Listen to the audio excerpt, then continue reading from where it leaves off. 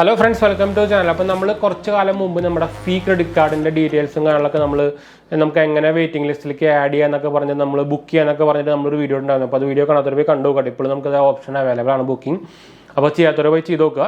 അപ്പോൾ ഫീ ക്രെഡിറ്റ് കാർഡിൻ്റെ അതായത് 𝗵𝗏 ഫെഡറൽ ക്രെഡിറ്റ് കാർഡിൻ്റെ കുറച്ചും കൂടി ഡീറ്റെയിൽസ് അതായത് നെക്സ്റ്റ് ഫേസ് അവർ ഇപ്പോൾ ലോഞ്ച് ചെയ്തിട്ടുണ്ട്. അതായത് കുറച്ചും കൂടി ഡീറ്റെയിൽസും കാര്യങ്ങളൊക്കെ അതുപോലെ അതിൻ്റെ ചാർജസും ഡീറ്റെയിൽസൊക്കെ അവർ ഓഫേഴ്സും ഡീറ്റെയിൽസും സംഭവങ്ങളൊക്കെ അവർ കുറച്ചും കൂടി ഡീറ്റെയിൽസ് പുറത്തു വിട്ടിട്ടുണ്ട്. അപ്പോൾ അതിൻ്റെ ഒരു നെക്സ്റ്റ് ഫേസ് എന്ന് വേണമെങ്കിൽ പറയാം, അതിൻ്റെ ഒരു അപ്ഡേറ്റ് എന്ന് വേണമെങ്കിൽ പറയാം.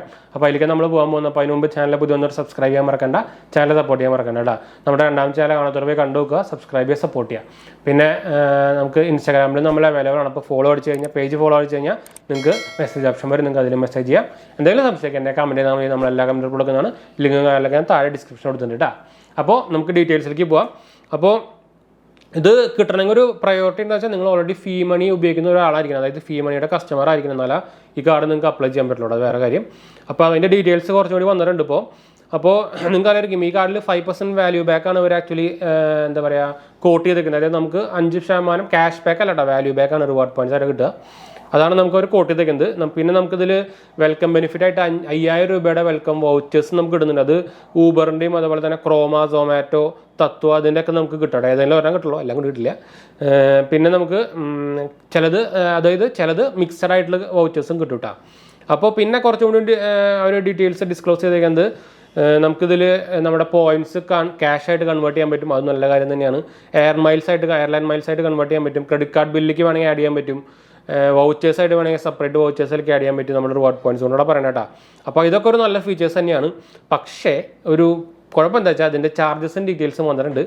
ഇത് ആക്ച്വലി ഒരു പ്രീമിയം കാർഡ് എന്ന് വേണമെങ്കിൽ പറയാം. ഒരു മിഡിൽ പ്രീമിയമിൻ്റെയും ഒരു ആവറേജിൻ്റെ ഇടയിൽ വരുന്നൊരു കാർഡ് എന്ന് വേണമെങ്കിൽ പറയാം. എന്താ വെച്ചാൽ ഇതിന് ജോയിൻ ഫീസ് വരുന്നത് 2000 രൂപയാണ്, റിന്യൂവൽ ഫീസ് വരുന്നത് 2000 രൂപയാണ് കേട്ടോ.